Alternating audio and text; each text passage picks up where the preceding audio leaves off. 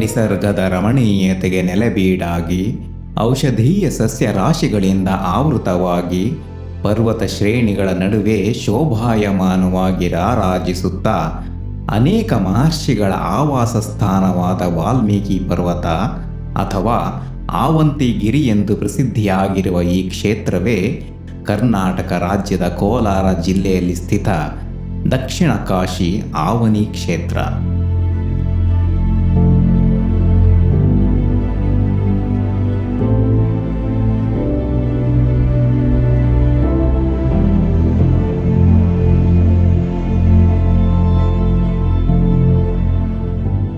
ಸಾಕ್ಷಾತ್ ಮಹಾವಿಷ್ಣುವಿನ ಅವತಾರವಾದ ಶ್ರೀರಾಮಚಂದ್ರರು ಇದೇ ಆವಂತಿಕಾ ಕ್ಷೇತ್ರದಲ್ಲಿ ಶಿವಲಿಂಗವನ್ನು ಪ್ರತಿಷ್ಠಾಪಿಸಿದುದರ ಫಲವಾಗಿ ಈ ಕ್ಷೇತ್ರವನ್ನು ಶಿವವಿಷ್ಣುವಿನ ಐಕ್ಯ ಕ್ಷೇತ್ರವೆಂದು ಬಣ್ಣಿಸಲಾಗಿದೆ.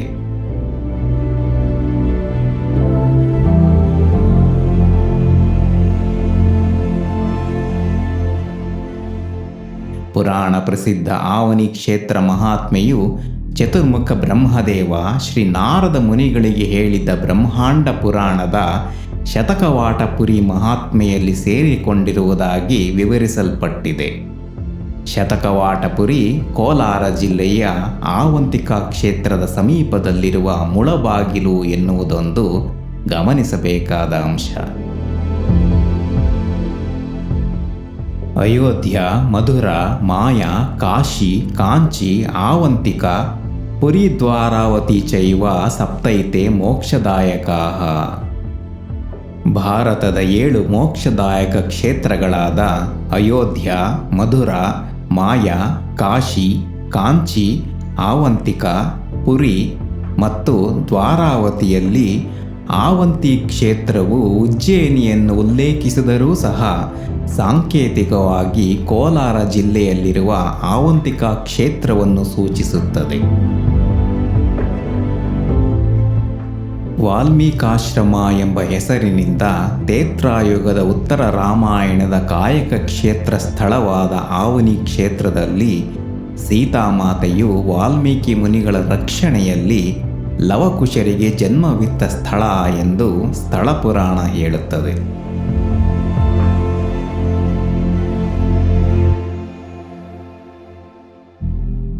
ವಾಲ್ಮೀಕಿ ಮಹರ್ಷಿಗಳ ಮಾರ್ಗದರ್ಶನದಲ್ಲಿ ಲವಕುಶರಿಗೆ ಧನುರ್ವಿದ್ಯಾಭ್ಯಾಸವು ಸಾಗಿರುವ ಸಂದರ್ಭ ಶ್ರೀರಾಮಚಂದ್ರರು ಅಶ್ವಮೇಧ ಯಾಗವನ್ನು ಮಾಡಲು ಯಜ್ಞಾಶ್ವಗಳನ್ನು ಕಳುಹಿಸಿದಾಗ ಆ ಅಶ್ವವನ್ನು ಲವಕುಶರು ಈ ಸ್ಥಳದಲ್ಲಿ ತಡೆದು ಬೆಟ್ಟದಲ್ಲಿನ ಒಂದು ಬಂಡೆಗೆ ಕಟ್ಟಿದರೆಂದು ಅಶ್ವದ ಬೆಂಗಾವಲಿಗಿದ್ದ ಲಕ್ಷ್ಮಣ, ಭರತ, ಶತ್ರುಘ್ನ, ಸುಗ್ರೀವ, ಆಂಜನೇಯ ಮೊದಲಾದ ಪರಿವಾರದವರನ್ನು ಪರಾಭವಗೊಳಿಸಿದರಂತೆ.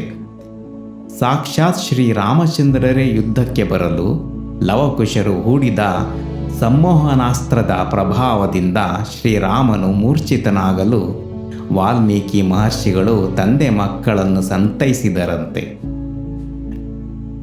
ಈ ಯುದ್ಧದ ಪ್ರಾಯಶ್ಚಿತ್ತಕ್ಕಾಗಿ ವಾಲ್ಮೀಕಿ ಮುನಿಗಳ ಆದೇಶದಂತೆ ಶ್ರೀರಾಮಚಂದ್ರರಾದಿಯಾಗಿ ಸಮಸ್ತ ರಾಮ ಪರಿವಾರದಿಂದ ಪ್ರತಿಷ್ಠಾಪಿಸಲ್ಪಟ್ಟಿರುವ 100 ತೇಜೋಲಿಂಗಗಳನ್ನೂ ಧಾರ್ಮಿಕ ಕುರುಹುಗಳನ್ನು ಆವನಿ ಕ್ಷೇತ್ರದಲ್ಲಿ ಇಂದಿಗೂ ಕಾಣಬಹುದು.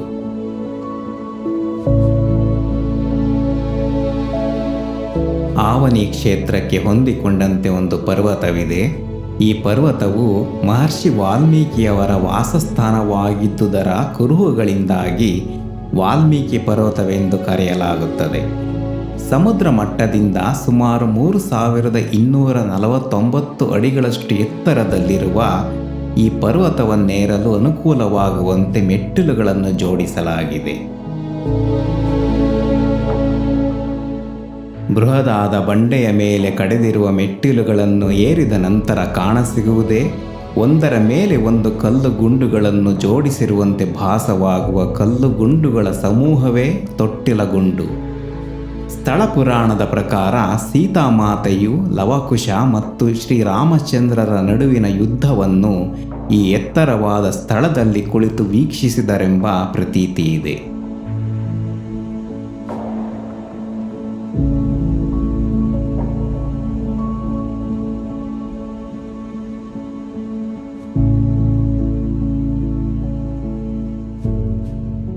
ಈ ಗುಡ್ಡದ ಪಶ್ಚಿಮಕ್ಕೆ ಒಂದು ಗುಹಾಂತರ ದೇವಾಲಯವಿದೆ.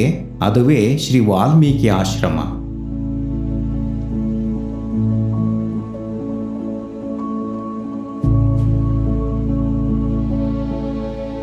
ದೇವಾಲಯದ ಒಳಭಾಗದಲ್ಲಿ ಕೈಯಲ್ಲಿ ಜಪಮಾಲೆಯನ್ನು ಹಿಡಿದ ಜಟಾಧಾರಿಗಳಾದ ವಾಲ್ಮೀಕಿ ಮಹರ್ಷಿಗಳ ಶಿಲ್ಪವನ್ನು ಕೆತ್ತಲಾಗಿದೆ. ಇದೇ ಆಶ್ರಮದ ಒಳಭಾಗದಲ್ಲಿರುವ ಇನ್ನೊಂದು ಶಿಲ್ಪ ಶ್ರೀ ವೀರಭದ್ರಸ್ವಾಮಿಯವರ ಶಿಲ್ಪವೆಂದು ಭಾಸವಾಗುತ್ತದೆ. ಇದಕ್ಕೆ ಹೊಂದಿಕೊಂಡಂತಿರುವ ಮತ್ತೊಂದು ಗುಹೆಯಲ್ಲಿಯೇ ಸೀತಾಮಾತೆಯು ಲವಕುಶರಿಗೆ ಜನ್ಮವಿತ್ತಳೆಂಬ ಪ್ರತೀತಿ ಇದೆ.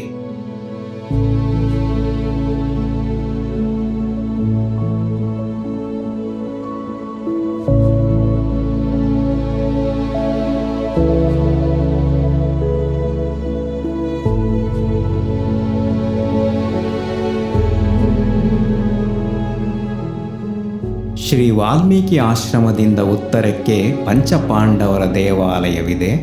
ಈ ದೇವಾಲಯದಲ್ಲಿ 5 ಶಿವಲಿಂಗಗಳಿವೆ. ತ್ರೇತಾಯುಗದ ಕಥಾಕುರುಹುಗಳನ್ನು ಹೊಂದಿರುವ ಆವನಿ ಕ್ಷೇತ್ರಕ್ಕೆ ದ್ವಾಪರ ಯುಗದಲ್ಲಿ ಪಂಚಪಾಂಡವರು ವನವಾಸ ಕಾಲದಲ್ಲಿ ಭೇಟಿ ಕೊಟ್ಟಾಗ ಈ ಶಿವಲಿಂಗಗಳನ್ನು ಪ್ರತಿಷ್ಠಾಪನೆ ಮಾಡಿದರೆಂದು ಹೇಳಲಾಗುತ್ತದೆ.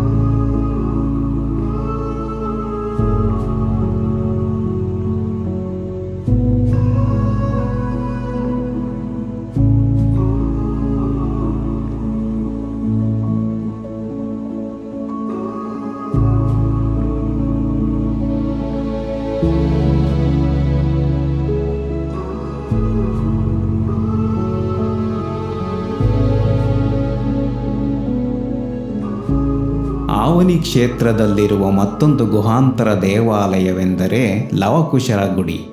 ಇದು ವಿಶಿಷ್ಟ ಸಂಗತಿಗಳಿಂದ ಕೂಡಿರುವ ದೇವಾಲಯ. ಮೊದಲನೇ ವೈಶಿಷ್ಟ್ಯವೆಂದರೆ ಕರಿಕಲ್ಲಿನ ಒಂದೇ ಪಾಣಿಪಟ್ಟದಲ್ಲಿ ಸುಂದರವಾದ ಜೋಡಿ ಶಿವಲಿಂಗಗಳನ್ನು ಪ್ರತಿಷ್ಠಾಪಿಸಿದ್ದಾರೆ. ಇದು ಸೀತಾಮಾತೆಯು ಶ್ರೀ ವಾಲ್ಮೀಕಿ ಆಶ್ರಮದಲ್ಲಿ ಜನ್ಮ ಕೊಟ್ಟ ಅವಳಿ ಮಕ್ಕಳಾದ ಲವಕುಶರನ್ನು ಪ್ರತಿನಿಧಿಸುತ್ತದೆ. ಸುಗಂಧಿಂ ಪುಷ್ಟಿವರ್ಧನಂ ಉರ್ವಾರುಕಮಿವ ಬಂಧನಾಂ ಮೃತ್ಯೋರ್ಮುಕ್ಷೀಯಮಾಮೃತಾತ್.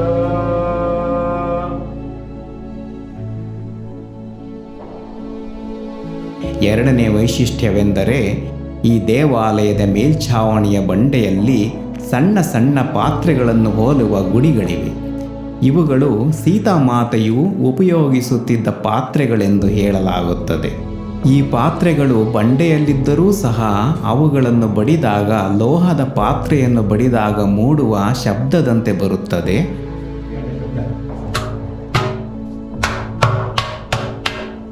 ಈ ಪಾತ್ರೆಗಳು ನೆಲದ ಮೇಲಿತ್ತೆಂದು ನಂತರ ಜನರಿಂದ ಸಂರಕ್ಷಿಸಲೆಂದು ಆಂಜನೇಯನು ಕೆಳಮುಖವಾಗಿ ತಿರುಗಿಸಿರುವನೆಂಬ ಪ್ರತೀತಿ ಇದೆ. ಲವಕುಶ ಗುಡಿಯಿಂದ ದಕ್ಷಿಣಕ್ಕೆ ಏಕಾಂತರಾಮಸ್ವಾಮಿ ದೇವಾಲಯವಿದೆ.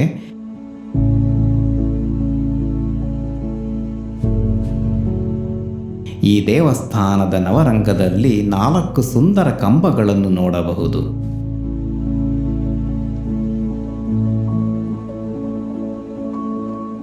ಗರ್ಭಗುಡಿಯಲ್ಲಿ ಷಟ್ಕೋನಾಕಾರವಾದ ಪಾಣಿಪಟ್ಟದಲ್ಲಿ ಶಿವಲಿಂಗವನ್ನು ಪ್ರತಿಷ್ಠಾಪಿಸಲಾಗಿದೆ. ಅಂತರಾಳದಲ್ಲಿ ಶಿವನ ವಾಹನವಾದ ನಂದಿಯನ್ನು ನೋಡಬಹುದು.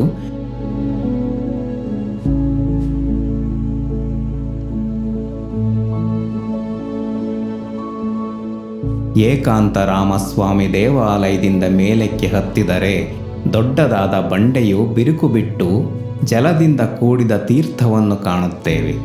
ಇದೇ ಇತಿಹಾಸ ಪ್ರಸಿದ್ಧ ಧನುಷ್ಕೋಟಿ.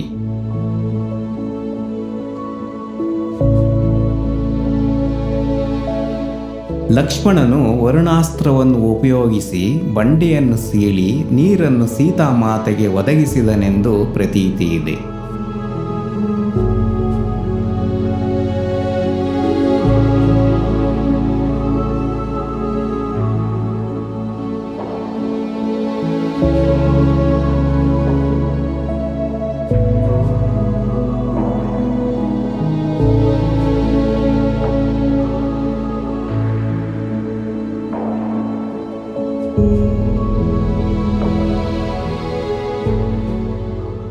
ಸೀತಾ ಪಾರ್ವತಿ ದೇವಾಲಯವನ್ನು ಈ ಪರ್ವತದ ಮಧ್ಯಭಾಗದಲ್ಲಿ ಉನ್ನತವಾದ ಬಂಡೆಯ ಮೇಲೆ ನಿರ್ಮಿಸಲಾಗಿದೆ. ಇದು ನೊಳಂಬ ಪಲ್ಲವರ ಕಾಲದ ಗುಹಾಂತರ ದೇವಾಲಯದ ಮಾದರಿಯಲ್ಲಿ ಕಂಡುಬರುತ್ತದೆ. ಈ ದೇವಾಲಯದ ಗರ್ಭಗೃಹದಲ್ಲಿ 2 ದೇವಿಯರ ಶಿಲಾಮೂರ್ತಿಗಳನ್ನು ನೋಡಬಹುದು. ದಕ್ಷಿಣಕ್ಕಿರುವ ಶಿಲಾಮೂರ್ತಿಯು ಜಗಜ್ಜನನಿಯಾದ ಪಾರ್ವತಿಯಮ್ಮನವರ ಶಿಲಾಕೃತಿಯಾಗಿದ್ದು, ಸೀತಾಮಾತೆಯು ವಾಲ್ಮೀಕಾಶ್ರಮದಲ್ಲಿದ್ದಾಗ ದಿನನಿತ್ಯವೂ ಪೂಜಿಸುತ್ತಿದ್ದ ಶಿಲ್ಪಕಲಾಕೃತಿ ಎಂದು ಹೇಳಲಾಗುತ್ತದೆ.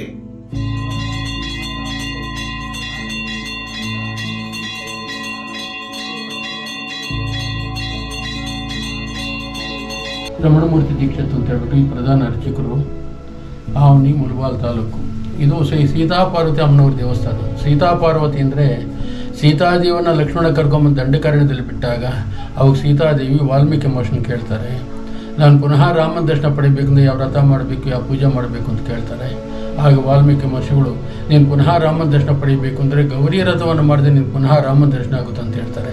ಆಗ ಸೀತಾದೇವಿ ಪಾರ್ವತಿ ದೇವಿನ ಇಟ್ಕೊಂಡು ಗೌರಿ ರಥವನ್ನು ಮಾಡಿದ್ದು ಅಂತ ಹೇಳ್ಬಿಟ್ಟು ಅವರು 14 ವರ್ಷ ರಥ ಮಾಡಿರೋಕ್ಕೋಸ್ಕರ ಸೀತಾದೇವಿ ನಾನು ಪಾರ್ವತಿನ ಪ್ರತಿಷ್ಠೆ ಮಾಡಿ ನಾನು ಭೂಗರ್ಭಕ್ಕೆ ಹೋಗ್ತೀನಿ ಅಂತ ಹೇಳ್ಬಿಟ್ಟು ಅವಾಗ ಸೀತಾದೇವಿ ಪಾರ್ವತಿನ ಪ್ರತಿಷ್ಠೆ ಮಾಡಿ ಭೂಗರ್ಭಕ್ಕೆ ಹೋಗಿರೋದು. ಇಲ್ಲಿ ವೈಟ್ ಇದ್ದೀನಲ್ಲ, ಅಲ್ಲಿ ಸೀತಾದೇವಿ ಭೂಮಿ ಒಳಗಡೆ ಹೋಗೋ ಜಾಗ ಅಂತ ಹೇಳ್ಬಿಟ್ಟು ಇವಾಗ ಸೀತಾದೇವಿ, ಅಲ್ಲಿ ಪಾರ್ವತಿ ದೇವಿ.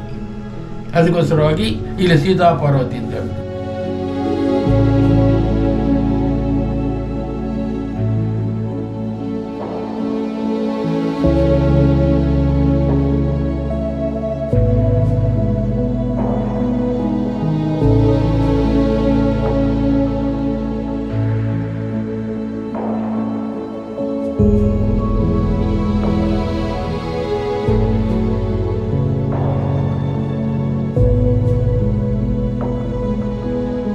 ಈ ಹೊರಳುಗೊಂಡು ಅಂದರೆ ಸೀತಾದೇವಿ ಗರ್ಭನಲ್ಲಿದ್ದಾರೆ, ಅವರಿಗೆ ಹೆರಿಗೆ ಟೈಮ್ ಬರುತ್ತೆ. ಹೆರಿಗೆ ಟೈಮಲ್ಲಿ ತುಂಬ ಕಷ್ಟ ಆಗುತ್ತೆ ಅವರಿಗೆ. ಆವಾಗ ಸೀತಾದೇವಿ ಈಗ ಹೆರಿಗೆ ನೋವುಗಳನ್ನ ತಾಳಾರೆ, ನಾನು ಪ್ರಾಣತ್ಯಾಗ ಮಾಡ್ಕೊತೀನಿ ಅಂತ ಹೇಳ್ಬಿಟ್ಟು ಹೋಗ್ಬಿಟ್ಟು ಆ ಗುಂಡು ಕೆಳಗೆ ಹೊರಳಿರ್ತಾರೆ. ಆ ಗುಂಡು ಆ ಕಡೆಯಿಂದ ಈ ಕಡೆ ದಾರಿ ಬಿಟ್ಟಿರೋದು, ಅವ್ರಿಗೆ ಸುಲಭವಾಗಿ ಹೆರಿಗೆ ಆಯಿತು ಅಂತ ಒಂದು ಹೊರಳುಗುಂಡು ಅಂತೇಳಿ. ಮತ್ತು ಅಗ್ನಿತೀರ್ಥ ಅಂತೇಳ್ಬಿಟ್ಟು, ಈ ಅಗ್ನಿತೀರ್ಥ ಅಂದರೆ ಸೀತಾದೇವಿನ ಅಗ್ನಿ ಪರೀಕ್ಷೆ ಮಾಡಿದ ಸಮಯದಲ್ಲಿ ಈಗ ಬೆಂಕಿ ಉದ್ಭವ ಆಗಿದೆ, ಗಂಗಾದೇವಿ ಉದ್ಭವ ಆಗಿರೋದೊಂದು ಅಗ್ನಿತೀರ್ಥ ಅಂತ.